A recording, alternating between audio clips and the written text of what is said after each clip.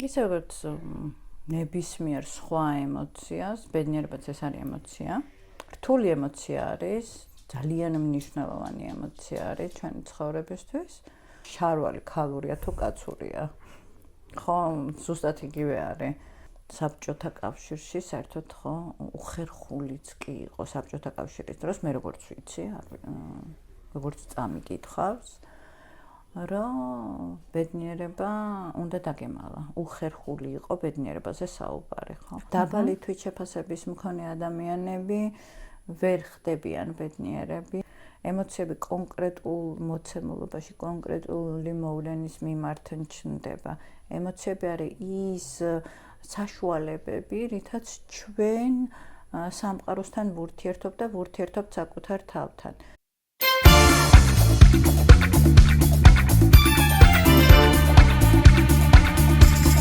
დღევანდელი ჩვენი სასაუბრო თემა იქიდან გამომდინარე, რომ გაზაფხულია და ემოციების მოზღვავება ყველაზე მეტად ალბათ გაზაფხულზე გვაქვს ხოლმე. დღევანდელი სასაუბრო თემა მინდა რომ იყოს ქალური ბედნიერება. და რას ნიშნავს ზოგადად ქალური ბედნიერება? არსებობს თუ არა, არის თუ არა განსხვავება ზოგადად ქალურსა და მამაკაცის კაცურ ბედნიერებას შორის, ესე ვიტყვი ბრჭყალებში. და ასე შემდეგ სხვადასხვა კითხვებით შევალ. სანამ უშუალოდ თემაზე გადავალთ, მინდა რომ მოგიწოდოთ, რომ აუცილებლად დაალაიქოთ ვიდეო, გამოიწეროთ ჩვენი არხი, კომენტარებში დაგვიწეროთ სხვა თემები, რომელი თემები გაინტერესებთ, რომ ჩვენ ჩავწეროთ ხოლმე და აუცილებლად უყუროთ ვიდეოს ბოლომდე, იმიტომ რომ ბევრ საინტერესო საკითხებს გაშლის აუცილებლად თქვენთვის ნინი. ნინი, გამარჯობა. გამარჯობა. როგორც გადაცემაში მოგესალმები თავიდან და მინდა რომ ეს დავიწყოთ აქედან, რომ რა არის და არსებობს თუ არა ეს ქალური და კაცური ბედნიერება და რას ნიშნავს ზოგადად? ჩემი დამოკიდებულება. მაგიტომ დავსვი ამ სტილში ეს კითხვა. ქალურ ბედნიერებას შორის რა განსხვავება არის? მე ვთვლი, რომ არ არსებობს ესეთი კაცური და ქალური სქესის, გენდერის მიხედვით ბედნიერებებს არც ერთი ემოცია არ შეიძლება რომ ამ მიმართულებით დავყოთ, თუმცა თანამედროვე ბიზნესში ძალიან ხშირად კარგად იყიდება ხოლმე და შეფუთვები არის, რომ რაღაცა ეს ქალურია, ეს ქალური ბედნიერების კომპონენტია და ასე შემდეგ. ისე როგორც ნებისმიერ სხვა ემოციას, ბედნიერებაც ეს არის ემოცია. რთული ემოცია არის, ძალიან მნიშვნელოვანი ემოცია არის ჩვენი ცხოვრებისთვის. რამდენი ადამიანიც არსებობს სამყაროში, იმდენი სახეობის ბედნიერებები არსებობს. არ არსებობს ერთი უნიკალური ფორმულა, რომ რაღაცა ამ ფორმულას მივსდიოთ და ყველა გავუბედნიერდებით, ხო? განსხვავებული ადამიანები ვართ. 5-7 მილიარდი რამდენი. ახლა ხშირად ყოფილა ხოლმე თუნდაც კლიენტებთან, თუნდაც მეგობრებთან, ოჯახის წევრებთანაც მათ შორის, როცა საუბრობენ ხოლმე რა, ანუ ძალიან ისეთი ტერმინია, როგორც თქვია ეს მარკეტინგულად შეიძლება ვთქვათ, რომ ქალური ნივთები, კაცის ნივთები და ასე შემდეგ ხშირად არის ხოლმე, ხო? რას გულისხმობენ ხოლმე ძირითად შემთხვევაში, რომ ეს აი ქალური ბედნიერება მაკლია, ხშირად მქონია ხოლმე მომისმენია ესეთი ტიპის ფრაზა, რომ ანუ ქალური ბედნიერება შენ ვერ მიხვდები, რას ნიშნავს ქალისთვის ეს ყველაფერი, ხო? შემდეგ. ან თითქოს რაღაცა განზოგადებები შემოაქვთ ხოლმე. ძირითადად რაც გულისხმობენ ხოლმე ამაში. იცი რა არის, მე ზოგადად სექსიზმის ძალიან წინააღმდეგი ვარ, იცი. და მგონია რომ ეს ცოტა ამაში ევოლუციაც არის დამნაშავე, იმიტომ რომ პატრიარქალური წყობა დიდი ხნის განმავლობაში იყო სამყაროში, სადაც ძალიან მკაფიოდ გამიჯნული იყო პასუხისმგებლობები, იქცევითი ნორმები ქალსა და მამაკაცს შორის და შესაბამისად ეს ჯერ კიდევ რაღაცა გარკვეულ ზეგავლენას ახდენს, ხო, რომ რაღაცა ითვლება, რომ სადღაც პატრიარქალურ განუვითარებელ საზოგადოებებში ესეთ დაყოფილი არის, ეს ქალის არის, ეს კაცის არის, ხო?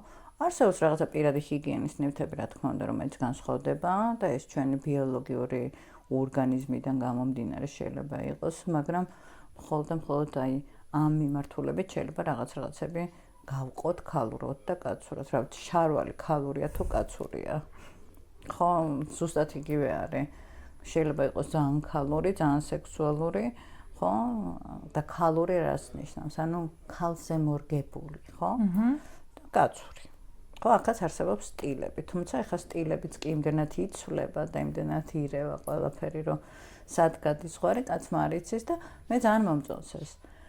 რაც შეეხება ბედნიერებას, პოზიტიურ ემოციებთან დაკავშირებით, განსაკუთრებით დიდი დაფიქრება და რეფლექსია არის საჭირო ხშირად, იმიტომ რომ ბედნიერებას და სიხარულს შორის განსხვავება არის.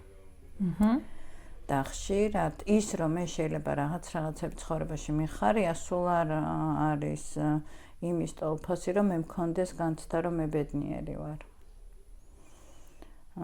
და მოდი აი აქ დავფიქრდეთ და აქ დავსვათ შეკითხვა. შენ როგორ ასხვავებ ნათია ბედნიერებას და სიხარულს, ხო? სიხარული ალბათ უფრო წამიერი ემოციაა ჩემთვის, რაღაც გამიხარდა პირობითად რა და შეიძლება ის საერთოდ არ განმაპირობებდეს იმას, რომ მე მთლიანობაში ბედნიერად გვგრძნობდე თავს. წამიერი ემოცია ალბათ და მეორე გრძელვადიანი ემოცია ალბათ. ორივე ხო ემოციაა საერთო ჯამში. ხო, ბედნიერება რთული ემოცია არის, რომელიც რა მარტივი ემოციების, ასე ვთქვათ, კოქტეილისგან შედგება, ხო? სიხარული შედის ბედნიერებაში, ინტერესიც შედის ბედნიერებაში, შეიძლება აღფრთოვანებაც შევიდეს, აღტაცება შევიდეს, ხო, ეს ყველა ემოციები არის, რომელიც ძალიან მნიშვნელოვანი არის. და არ არსებობს ესეთი უნიფიცირებული ის, რომ რაღაც აი მაინც და მაინც ეს ემოციები უნდა იყოს ერთად, რაც ქმნის ბედნიერებას. საბოლოო ჯამში ბედნიერება რა არის? ანუ განცდა იმისა, კმაყოფილების განცდა, სიხარულის განცდა, სიყვარულის განცდა, საკუთარი ესე ვთქვათ, შეჯერებული ცხოვრების მიმართ, ხო? რომ რაღაცა ესეთი არის ჯამში, მე ხო რა მაგარი ცხოვრება, მაგრამ რა მაგარია, რომ აი ესეთი რაღაცაები ხდება ჩემს ცხოვრებაში, ხო? რა მაბედნიერებს. ხო, ანუ ერთ-ერთი კითხვა რაც მქონდა წინასწარ და ესე ჩამოწერილი ჩემთვის იყო, რომ რა ფაქტორები განსაზღვრავს ზოგადად ბედნიერებას და თუ არსებობს ეს ფაქტორები, იქნება ეს კულტურაზე დამოკიდებული, ფსიქოლოგიურ მდგომარეობაზე დამოკიდებული, ზოგადად მოლოდინებზე თუ ასე შემდეგ. პრინციპში თითქმის ყოველს გამეცი დიდ ზეგავლენას ახდენს, ხო? იმიტომ რომ განსაკუთრებით თუ ჩვენ რაღაცა ტრადიციულ საზოგადოებებთან გვაქვს საქმე, იმიტომ რომ იქ არის დათქმები, ხო? აი როგორც ქალურობაზე, კაცურობაზე ვსაუბრობდით, ხო? ტოტალიტარულ დიქტატორულ სისტემებში იქ საერთოდ ბედნიერება იკრძალება. საბჭოთა კავშირში საერთოდ ხო უხერხულიც კი იყო საბჭოთა კავშირის დროს, მე როგორც ვიცი, როგორც წამიკითხავს, რომ ბედნიერება უნდა დაგემალა. უხერხული იყო ბედნიერებაზე საუბარი, ხო? ხო, ძალიან უცნაურია, მაგრამ ესეთი ხდება თავისუფალ სამყაროში, დღეს თანამედროვე სამყაროში ბედნიერება არის ის აუცილებელი მოცემულობა, რომელზეც უნდა ვისაუბროთ, რადგანაც ტექნოლოგიებმა ძალიან წინ წაწიეს ჩვენი ყოველდღიური ყოფა, რუტინული აქტივობები და მით უფრო მეტით რო გრჩება იმისთვის, რომ ვიყოთ შემოქმედებითები, გავიაზროთ საკუთარი თავი, რაღაცა დრო დავუთმოთ საკუთარ მისწრაფებებს და ამით წვლილი შევიტანოთ რაღაცა სამყაროს გაკეთილ შობილებაში. რამდენად მნიშვნელოვანია ზოგადად თვითრეალიზაცია ამ ბედნიერების მოპოვებაში? ან თუნდაც აღარ ვიტყვი რა ეს ქალური ბედნიერება, თუ ზოგადად ბედნიერებას ვიტყვი, რომ ბედნიერების მოპოვებაში თვითრეალიზაცია როგორ გვეხმარება? თვითრეალიზაციაში რა იგულისხმება, აქაც ბევრი რამ არის გასააზრებელი, ხო? ანუ ზოგიერთი ადამიანი თulis, რომ თვითრეალიზაცია არის რაღაცა კარიერაში, გარკვეული წარმატებების მიღწევა, ზოგი ადამიანისთვის კი თვითრეალიზაცია არის თავისი მისწრაფებების, სურვილების, ინტერესების დაკმაყოფილება. ჩემთვის ეს არის, რომელიც მათ შორის ხა ჩემს შემთხვევაში კარიერის სივრცესაც მოიცავს, მაგრამ არ შემოიზღუდება კარიერის სივრცით. რაც შეეხება თვითშეფასებას, ხო, თვითშეფასება და თვითრეალიზება განსხვავდება. დაბალი თვითშეფასების მქონე ადამიანები ვერ ხდებიან ბედნიერები, იმიტომ რომ აქ თვითრეფლექსიის პრობლემა არის, გააზრების, საკუთარი თავის მიღების პრობლემა არის და მე თუ არ ვიღებ საკუთარ თავს, ვერ ვიღებ შესაბამისად ჩემს ცხოვრებაში არსებულ მოცემულობებს, ანუ განცდა იმისა, სისავსის განცდა არ იქნება, ხო? ბედნიერების განცდა ალბათ რაღაც აი ამ სისავსესთან არის დაკავშირებული, ხო, რომ რამდენად სავსეთ ვგრძნობ, საინტერესოდ გრძნობ ჩემ ცხოვრებას. მე ვფიქრობ ეგ არის. ხო, აი მაგალითად ესე რომ დავსვათ კითხვა რა, ბედნიერება უფრო მეტად მიზანია თუ პროცესი? გააჩნია ვისთვის, მიზანი ვერ იქნება ალბათ, თუმცა მიზნის მიღწევაც ქმნის თავის გარკვეულ კომპონენტს ამ ბედნიერებისთვის. აქაც ისევ ინდივიდუალური მიდგომები უნდა გავითვალისწინოთ. ემოცია ყოველთვის ჩნდება, ემოცია ესეთი ზოგადი არ არის. ემოციები კონკრეტულ მოცემულობაში, კონკრეტული მოვლენის მიმართ ჩნდება. ემოციები არის ის საშუალებები, რითაც ჩვენ სამყაროსთან ვურთიერთობ და ვურთიერთობთ საკუთარ თავთან. შესაბამისად, ჩვენ თუ ესეთ შეჯერებულ ემოციებზე ვსაუბრობთ, განცდაზე და განწყობაზე, ხო, რომელიც რაღაც საკუთარი ცხოვრების მიმართ გაგვაჩნია. აი ეს სირთულე არის ბედნიერება, მაგრამ თუ კონკრეტული მოცემულობები არ მექნება, კონკრეტული кейსები არ იქნება ჩემს ცხოვრებაში, კონკრეტული ივენთები არ მოხდება პოზიტიური, ჩემი გადმოსახედიდან პოზიტიური ჩემს ცხოვრებაში, მაშინ მე არ მექნება ამის განცდა. აქ მთავარი არის, ერთ-ერთი მთავარი საკითხი რაც არის ის რომ ბედნიერების განცდა, ახლა ჩემი პრაქტიკიდან გამომდინარე შემიძლია თქვა, არ აქვთ ხოლმე ისეთ ადამიანებს, რომლებსაც თავიანთი პირადი მისწრაფებები, ინტერესები, სურვილები არ აქვთ გააზრებული. მიუხედავად იმისა, რომ შეიძლება კარიერაში, ვალდებულებებში, პასუხისმგებლობებში ის, რასაც გარემო გვაკისრებს და ჩვენც ვაკისრებთ მერე ჩვენ თავს. ამ მიმართულებით შეიძლება ძალიან წარმატებული ვიყო, ძალიან კარგად ვართმევდე საკუთარ თავს ყველაფერს, მაგრამ თუ მე რაც მინდა, აი ეს მინდა დაკმაყოფილებული არა მაქვს და ამ მინდაში იგულისხმება ის, რაც მაინტერესებს მათ შორის, ხო? ბედნიერების განცდა არ ჩნდება მაშინ. ეს არის ერთ-ერთი მთავარი, ესე ვთქვათ, დრაივერი ბედნიერების. მე თუ მკითხავ, ბედნიერება არის ჩემთვის სიხარულს პლუს ინტერესი პლუს აღტაცება პლუს აღფრთოვანება და ჩემი ბედნიერების ფორმულა აი ამ 4 კომპონენტისგან შედგება. თუმცა მე ვიცნობ ჩემს ბევრ მეგობრებს, რომლებსაც განსხვავებული, ესე ვთქვათ, ფორმულები აქვთ. მე შეიძლება რა თქმა უნდა დაიშალოს, რომ ოჯახის წევრებთან ურთიერთობები, საქმიანი ურთიერთობები, გარემოში ჩვენი ადაპტაცია და მოქმედება რა განწყობას, განცდას იწვევს. ის თუ რა ამბავს ქმნი მე ჩემს ცხოვრებაში, ხო? ყველა ადამიანს თავისი უნიკალური ისტორია აქვს და ზოგიერთი ადამიანი დრამებს ქმნის, დრამატულია, ხო, რაღაცა მელოდრამები არის. შეიძლება იქაც ანიჭებდეს ბედნიერებას. ნუ ბედნიერებას არ ანიჭებს, მაგრამ ეს აძლევს ხოლმე ადამიანებს ცხოვრების შინაარსს და მე ვიცნობ ბევრს ესეთ ადამიანს.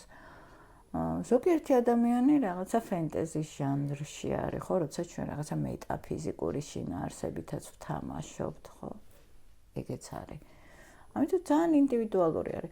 აქ მთავარი არის, რომ თვითშეფასება არის ძალიან მნიშვნელოვანი კომპონენტი იმისთვის, რომ ჩვენ პოზიტიური ვექტორი გვქონდეს და თვითრეფლექსია, რომელიც გვეხმარება ჩვენი რესურსების, შესაძლებლობების, ინტერესების, პოტენციალის გააზრებაში და აი ამ მიმართულებით ნაბიჯების გადადგმაში. თვითშეფასება, თვითრეფლექსია აუცილებელი კომპონენტი არის. თვითშეფასება და თვითრეფლექსია გვაძლევს სამ ძირითად მიმართულების ვექტორს. პირველი ვინ ვარ? ანუ მე ხო ჩემი ცხოვრების მთავარი გმირი ვარ, ხო? მეორე არის რა მინდა? და მინდაში უნდებით შედის. ხო, იმიტომ რომ მე თუ მინდა რომ ვიყო მაგალითად წარმატებული პროფესიონალი, მაქვს რაღაცა კრიტერიუმები, რასაც უნდა ვაკმაყოფილებდე. და არა იმიტომ რომ ვიღაცა მე ტენის რომ უნდა. მე თუ მინდა ვიყო წარმატებული ქალი, ამ მიმართულებითაც მე მაქვს ჩემი რაღაც ხედვა, რომ წარმატებული ქალის კრიტერიუმები ეს არის და ანუ ეს უნდებით შეიძლება დამიდგეს, მაგრამ თავარი არის მე მინდა. მე რა მინდა? ხო მე ვინ ვარ, რა მინდა და რა უნდა გავაკეთო იმისათვის, რომ რაც მინდა, ის მქონდეს. ბოლო შეკითხვა მინდოდა რომ ყოფილიყო რა არის შენი მთავარი ანუ შენი ბედნიერების ფორმულა თქო და პრინციპში ამაზე უკვე ისაუბრე და უბრალოდ ვიდეოს დასასრულს ალბათ ჯობია რომ ამ თემასთან დაკავშირებით მოკლე რაც შეიძლება მოკლე გადაცემა გქონდეს ზოგადადაც უფრო მეტად საყურებადია ხოლმე როცა უფრო მოკლეა გადაცემა და სხვა გადაცემებში გავაგრძელოთ კიდევ საუბარი და ამ შემთხვევაში მინდა რომ უბრალოდ აუდიტორიას მიუმართოთ რომ ალბათ ყველამ საკუთარი ბედნიერების ფორმულა უნდა შექმნან და ამაში საკუთარი სიხარულები აღმოაჩინონ რომ რა ანიჭებს იმ პატარ-პატარა სიხარულებს რომელიც საბოლოო ჯამში ბედნიერების ფონს ქმნის ხო რომ პროცესში გადადიხარ უკვე ბედნიერებაში. აქ ერთ რაღაცას დავამატებ, როდესაც ჩვენ ბედნიერებაზე ვსაუბრობთ, ეს იმას არ ნიშნავს, რომ დაცემები არ არის ცხოვრებაში, ან პრობლემები არ არის ცხოვრებაში. კი, ეს ყველაფერი თანდევი არის, მაგრამ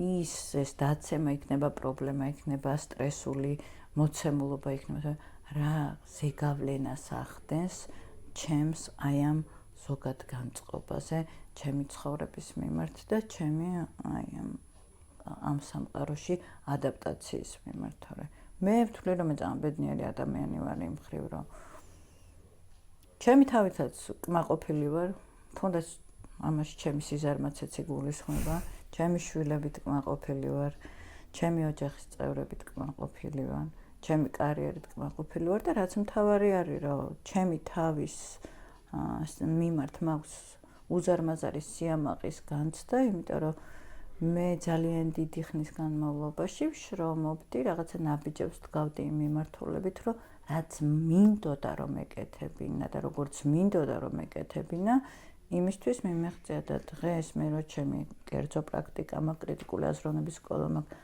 ეს ყველაფერი მე მინდოდა ძალიან რომ მქონოდა და სხვა რაღაცებით არც ვარ დაკავებული. ჩემი მინდების მონეტიზაციაც კი მოახდინე და აქაც თქვათ ჩემი სამუშაო არის ჩემი რაღაცა ინტერესების დასაკმაყოფილებელი სივრცე და ალბათ ეგ არის ჩემთვის. თუმცა სხვისთვის რა არის ამიტომ თან მნიშვნელოვანია დაუკავშირდეთ საკუთარ არაცნობიერ საკუთარ ბავშვურ, გაიხსენოთ ბავშვური მისწრაფებები, ბავშვური მიზნები და დაუსვათ თქვენ თავის შეკითხვა, რომ აი ეს ყველაფერი თუნდაც ბავშვობაში რომ მინდოდა და მაინტერესებდა, ამ სამყაროში როგორ შეიძლება მათი ტრანსფორმაცია და როგორ შეიძლება მე აი ესეთი ცხოვრება დავალაგო. და ეს მოგცემს იმის განცდას, რომ სადღაც სწორი მიმართულებით მივიდივართ. ბევრჯერ წავიქცევით, ავდგებით, მაგრამ ადგომაც უფრო მარტივია ამ დროს. თუმცა, როდესაც ამ მიმართულებით მიდიხარ, წინააღმდეგობებიც მეტი გვხდება, ამიტომ ისიც უნდა ამისთვისაც მზად იყო, რომ რაც უფრო შენი ინტერესების გზას ადგები, წინააღმდეგობები ბევრი გვხდება. მადლობა ნინი. დღეისათვის სულ ეს იყო. აუცილებლად გამოიწერეთ ჩვენი არხი და ლაიქეთ ეს ვიდეო და ჩვენ შევხვდებით შემდეგ გადაცემაში. დროებით.